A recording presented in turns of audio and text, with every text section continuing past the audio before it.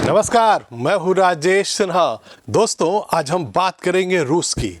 हम बात करेंगे रूस के राष्ट्रपति व्लादिमीर पुतिन की, और हम बात करेंगे अमेरिका और नाटो देशों के बीच चल रहे उनके साथ तनातनी की। हो कुछ यूं रहा है कि आपको आए दिन कुछ न कुछ ऐसी खबरें मिल जाती होंगी कि आपको ये लगने लगता होगा कि अब दुनिया तीसरे विश्व युद्ध की तरफ बढ़ रही है। आपको ये भी खबरें मिल जाती होंगी कि रूस के राष्ट्रपति बार बार ये धमकी दे देते हैं कि वो न्यूक्लियर हमला करने से नहीं चूकेंगे। ऐसी खबरों के बाद जाहिर है आपके माथे पर चिंता की लकीर आ जाती होगी।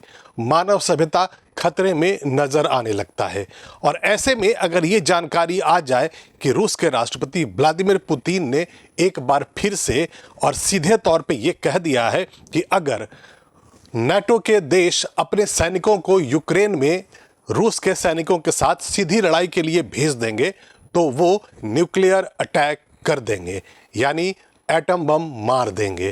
तो ऐसे में जाहिर है कि पूरी दुनिया को अब ये मैसेज चला गया है, अमेरिका और नाटो कंट्रीज को ये एक बार फिर से मैसेज चला गया है कि रूस के राष्ट्रपति पुतिन अब इस मनोस्थिति में है कि वो कुछ भी कर सकते हैं। और इसीलिए मैंने यहाँ पीछे लिख रखा है, पुतिन करेंगे परमाणु हमला। ये व्लादिमीर पुतिन की वही तस्वीर है जिसमें उन्होंने ये बातें कही थी। रूस के राष्ट्रपति रूस की असेंबली को संबोधित कर रहे थे, और ये उनके इस कार्यकाल का आखिरी संबोधन था। उसी में उन्होंने अमेरिका नाटो के देशों को सीधे तौर पर धमकी दे दी कि यूक्रेन से दूर रहो, नहीं तो परमाणु हमला कर दूंगा। व्लादिमीर पुतिन ने रूसी संसद को संबोधित करते हुए जो धमकी दी है, उसके बारे में दुनिया भर के अखबारों में आखिर छपा क्या है, ये पूरी जानकारी है क्या? आइए अब ये देखते हैं। ये वाशिंगटन पोस्ट है, इसने ये खबर छापी है, जानकारी दी है दुनिया को, वो मैं एक्सप्लेन करता हूं।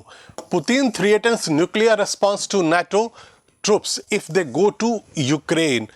पुतिन ने न्यूक्लियर हमले की धमकी दी है अगर नाटो के जो देश है उसके सैनिक अगर यूक्रेन चले जाते हैं तो। They must understand that we also have weapons that can hit targets on their territory, he said, warning of tragic consequences if NATO forces were ever deployed to Ukraine. जब संसद को संबोधित कर रहे थे व्लादिमीर पुतिन, तो उन्होंने यही बातें कही कि they must understand that we also have weapons that can hit targets on their territory. Putin ने सीधा तौर पे ये कहा कि उनको, यानी कि नाटो के देशों को ये समझ में आ जाना चाहिए कि हमारे पास ऐसे हथियार हैं जो हम उनकी टेरिटरी में टारगेट्स को हिट कर सकते हैं। He said, warning of tragic consequences if NATO forces were ever deployed to Ukraine. साफ तौर पे उन्होंने कहा कि बहुत ही खतरनाक परिणाम होंगे अगर नाटो के जो देश हैं उनके सैनिक यूक्रेन आ जाते हैं। All this really threatens a conflict with the use of nuclear weapons and the destruction of civilisation. ये जो लाइन है यही खास बात है, यही अमेरिका और नाटो कंट्रीज और दुनिया भर के देशों को चिंता में डालता है। आपको जो यहाँ पर तस्वीर दिख रही है उसमें वही प्रसारण हो रहा है जब राष्ट्रपति संसद को संबोधित कर रहे थे, और वहां पर जो वो बोल रहे थे, तो ये टीवी चैनल पे जो लिखा हुआ है वो मैं पढ़ रहा हूं। All this really threatens a conflict with the use of nuclear weapons and the destruction of civilisation. मतलब साफ तौर पे पुतिन ये कह रहे हैं कि अगर यही स्थिति आ जाती है तो उस समय न्यूक्लियर अटैक हो जाएगा और वो मानव सभ्यता के लिए बड़ा खतरा हो सकेगा। Western leaders, he continued, thought that war is a cartoon, adding that Russia's strategic nuclear forces are in a state of full readiness. Putin आगे ये धमकी देते हैं कि उनको लग रहा है, यानी कि नाटो के देशों को ये लग रहा है कि वॉर जो है वो एक कार्टून है। उनको ये नहीं समझ में आ रहा है कि जो रशिया के जो स्ट्रेटेजिक न्यूक्लियर फोर्सेस हैं वो फुल रेडीनेस में हैं। यानी उनका ये कहना है कि सिर्फ एक सिग्नल से हम इस स्थिति में हैं कि हम आपकी टेरिटरी में जाकर नाटो के देशों में घुस करके हम उनको, उनके टारगेट्स जो हमारे टारगेट्स होंगे, हम उन्हें बर्बाद कर सकते हैं। Putin has hinted before Russia's readiness to use its nuclear weapons, but Thursday warning was unusually sharp. यहां पर यह जानकारी वाशिंगटन पोस्ट दे रहा है, वो कह रहा है कि पुतिन ने पहले भी कहा था कि अगर जरूरत पड़ेगी तो मैं परमाणु हमला करने से नहीं चूकूंगा। और ये आपको भी याद होगा कि जब यूक्रेन पर पुतिन ने हमला किया था 2 वर्ष पहले 22 फरवरी 2022 को, तो उन्होंने एक टेलीविजन एड्रेस किया था, पूरी दुनिया को ये कहा था कि सारे देश नाटो के कंट्रीज अलग रहे, ये वॉर रशिया और यूक्रेन का है, अगर बीच में कोई आता है इंटरफेयर करेगा तो मैं न्यूक्लियर रिस्पॉन्स से पीछे नहीं हटूंगा। अब यहां पर देख लेते हैं दूसरे अखबारों में क्या हेडलाइन दी गई है। ये टेलीग्राफ है, टेलीग्राफ ने लिखा है Putin threatens NATO with nuclear war if it sends troop to Ukraine. Russian president says soldiers being deployed to Kyiv could provoke nuclear war and destruction of civilization। साफ तौर पे यही है कि अगर नेटो के देश अपने सोल्जर्स को भेज देंगे यूरोप में सीधी लड़ाई के लिए तो मानव सभ्यता के लिए बड़ा खतरा पैदा होगा, क्योंकि पुतिन न्यूक्लियर वॉर शुरू कर देंगे। रूसी संसद को संबोधित करते हुए व्लादिमीर पुतिन का अपने इस कार्यकाल का ये आखिरी संबोधन था। रूस में 15 से 17 मार्च को राष्ट्रपति चुनाव है और पूरी संभावना है कि पुतिन एक बार फिर से राष्ट्रपति चुने जाएंगे। अब आपके जेहन में यह बात आ रही है कि आखिर अचानक पुतिन को क्या हो गया, उन्होंने सीधा न्यूक्लियर वॉर की धमकी दे कैसे दी है। दुनिया भर के देशों में खास करके नेटो कंट्रीज ने ऐसा क्या कर दिया, ऐसा क्या बोल दिया है कि पुतिन को ये धमकी देनी पड़ी। तो इसको आपको समझने के लिए आपको ये मैं दिखा रहा हूं। Macron stands by remarks about sending troops to Ukraine. French president has faced a barrage of criticism, but said his comments were well thought through and measured।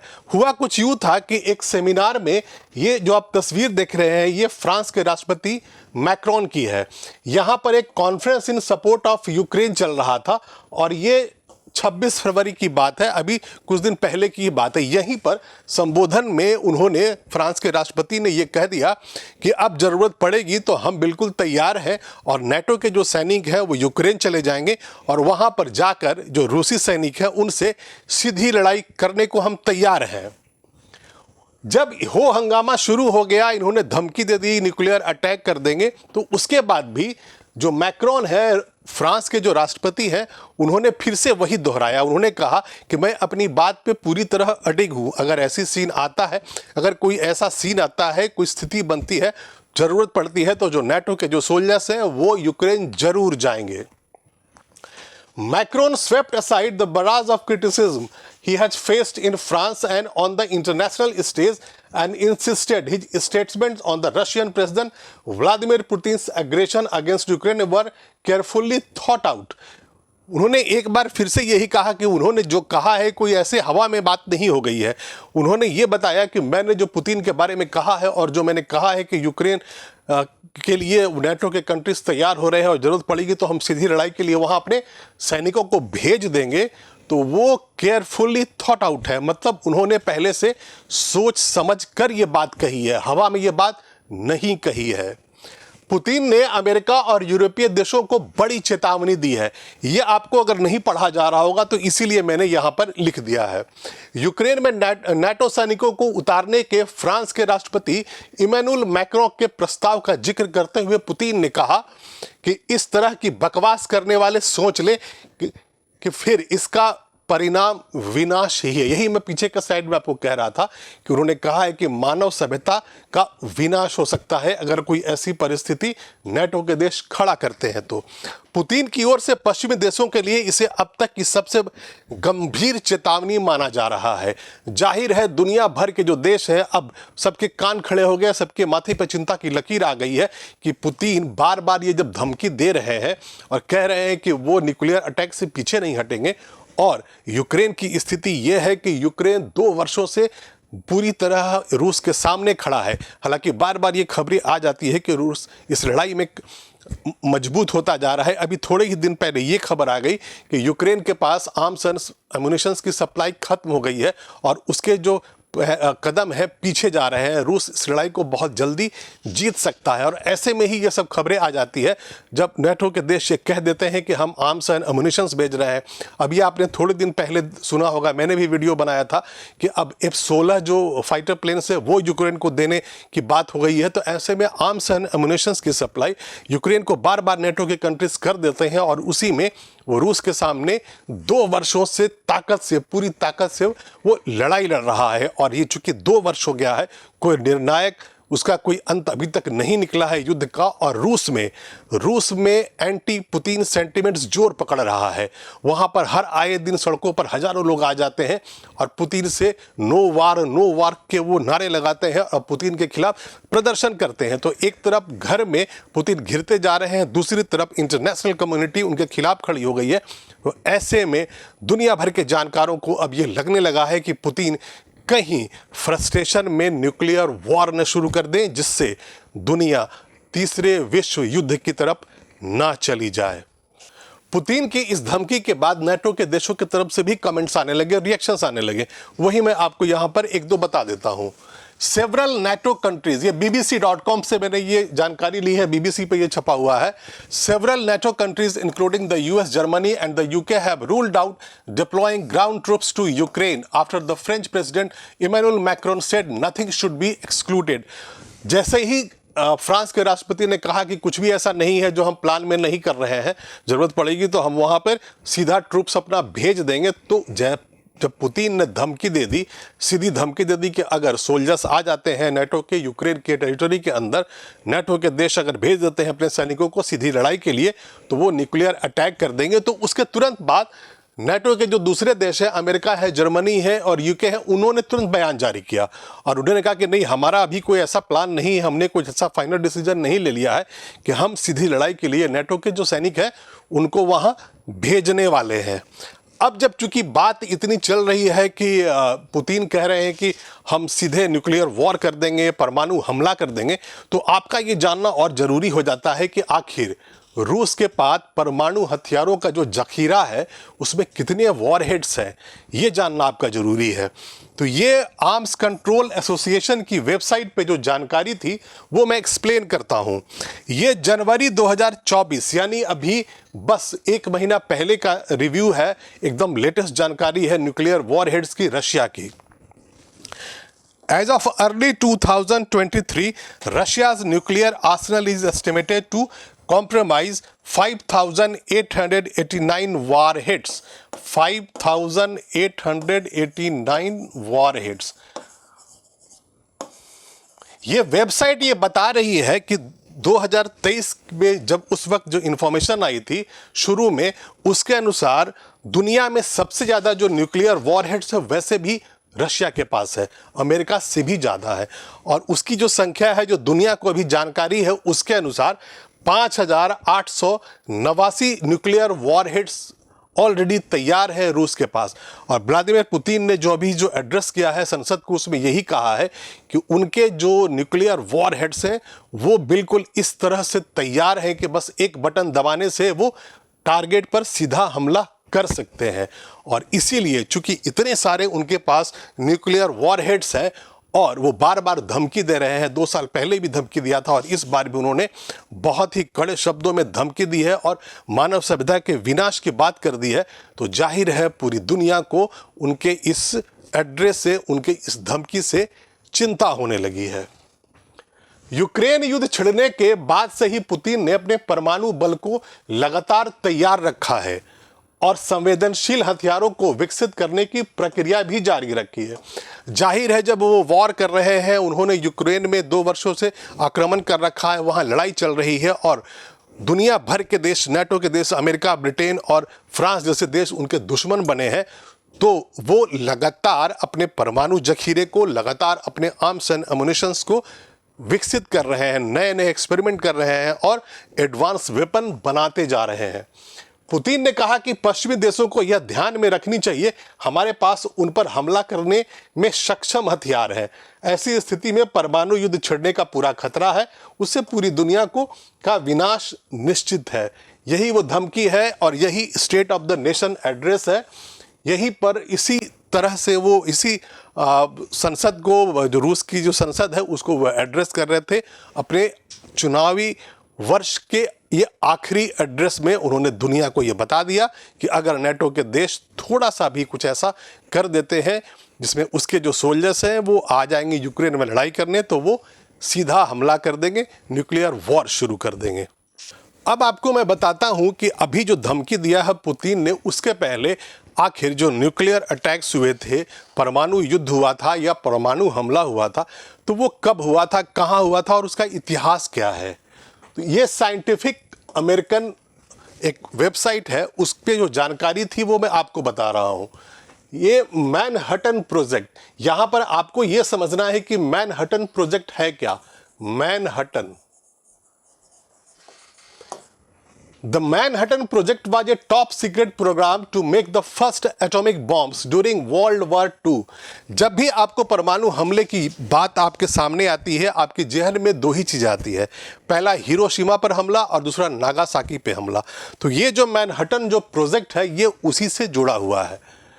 Its results had profound impact on history. The subsequent nuclear arms race has radically changed the political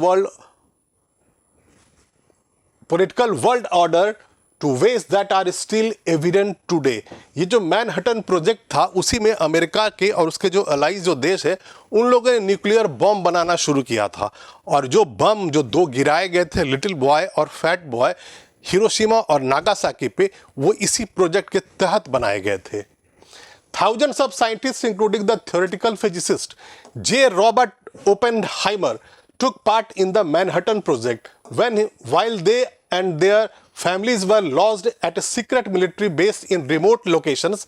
It resulted in 2 atomic bombs dropped on the Japanese city of Hiroshima and Nagasaki in August 1945, which brought World War II to its end and probably killed more than 1 lakh people. ये जो Manhattan project था, इसी के तहत, इसी project के अंदर ये 2 बॉम्ब्स बनाए गए थे जिससे हिरोशिमा और नागासाकी पर गिराया गया था। और जिन लोगों ने बनाया था उस पूरी टीम को जो लीड कर रहे थे वैज्ञानिक फिजिसिस्ट जे रॉबर्ट ओपेनहाइमर। ये यहाँ पर उनके बारे में जानकारी है विकिपीडिया पे, वो मैं एक्सप्लेन करता हूँ।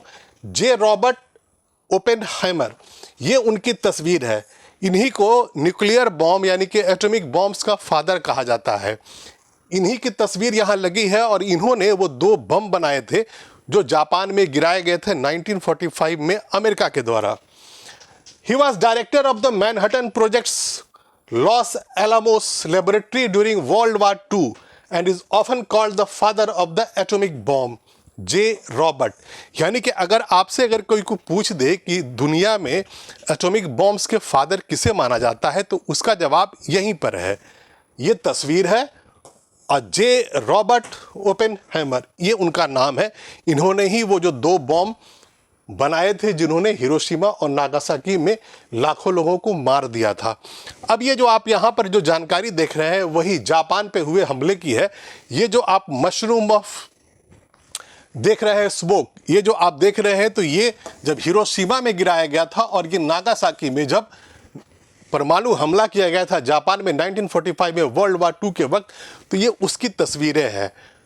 एटॉमिक बॉम्ब्स मशरूम क्लाउड्स, ये जो क्लाउड्स आप देख रहे हैं मशरूम की शेप में है और ये जो क्लाउड्स आप देख रहे हैं वो इतने जहरीले हैं कि उसके बाद से उस वक्त जितने लोग मारे गए उसके आने के बाद कई पीढ़ियां भी रेडिएशन के कारण कई पीढ़ियां बीमार रही और बुरी तरह उनकी जिंदगी त्रस्त रही।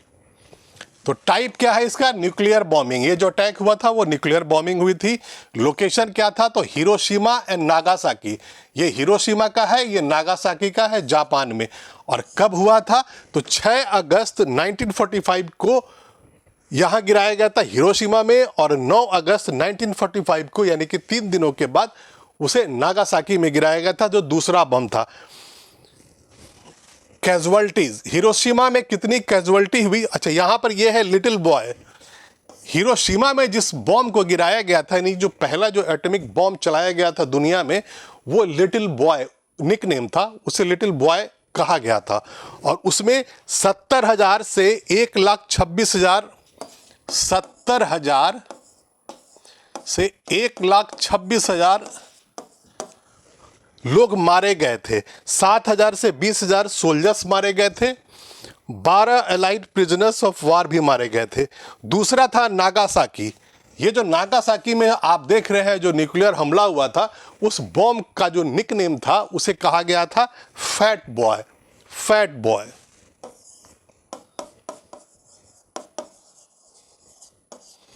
और ये 9 अगस्त 1945 को नागासाकी में गिरा दिया गया था अमेरिका के द्वारा। उसमें कितने लोग मरे थे? तो 60,000 से 80,000 विद इन 4 मंथ्स। और 150 से ज़्यादा सोल्जर्स मारे गए, 8 से 13 अलाइड प्रिजनर्स मारे गए। और ये जो दोनों हमले, जो अब तक दुनिया में 2 परमाणु हमले हुए हैं, उसमें अगर टोटल अगर कैजुअलिटीज़ की बात की जाए तो उसका फिगर विकिपीडिया ये बता रहा है 1,29,000 से 2,26,000, यानी 1,29,000 से 2,26,000। मतलब आप इमेजिन कीजिए कि 2 बॉम्ब गिरा दिए गए जापान के ऊपर, एक हिरोशिमा और एक नागासाकी में, तो उसमें 2,26,000 के आसपास, यानी कि 2 लाख के आसपास लोग मारे गए। और उसके बाद जनरेशन्स अपाहिज होते गए, उनकी ज़िंदगी पे असर पड़ता गया रेडिएशन की वजह से, और मानव सभ्यता में उससे बड़ी बर्बादी अभी तक नहीं हुई है। और इसीलिए जब पुतिन बार बार ये कह रहे हैं कि वो न्यूक्लियर अटैक कर देंगे, तो दुनिया भर के जो देश हैं, उनके जानकार हैं फॉरेन अफेयर्स के, जो मिलिट्री के एक्सपर्ट्स हैं, न्यूक्लियर वॉर्स के एक्सपर्ट्स हैं, सबको चिंता सताने लगती है। उनको ये लगने लगता है कहीं यूक्रेन वार न जीत पाने कि फ्रस्ट्रेशन में पुतिन न्यूक्लियर अटैक न कर देंगे। और अगर ऐसा होता है तो जाहिर है नाटो के जो कंट्रीज़ हैं, अमेरिका है, ब्रिटेन है, फ्रांस है, बाकी जो देश है वो पलटवार करेंगे। ऐसे में जो दुनिया न्यूक्लियर वॉर देखेगी, दोनों तरफ से न्यूक्लियर वॉर देखेगी, और मानव सभ्यता सच में खतरे में आ जाएगी। और अभी के लिए इतना ही। मैं फिर आऊँगा, ऐसी ही रोचक जानकारियाँ आपके लिए लेकर आता रहूँगा। लेकिन आप इस वीडियो को लाइक कर दें और शेयर कर दें। और अभी तक अगर आपने इस चैनल को सब्सक्राइब नहीं किया है तो प्लीज़ अभी सब्सक्राइब कर लें। तब तक के लिए धन्यवाद।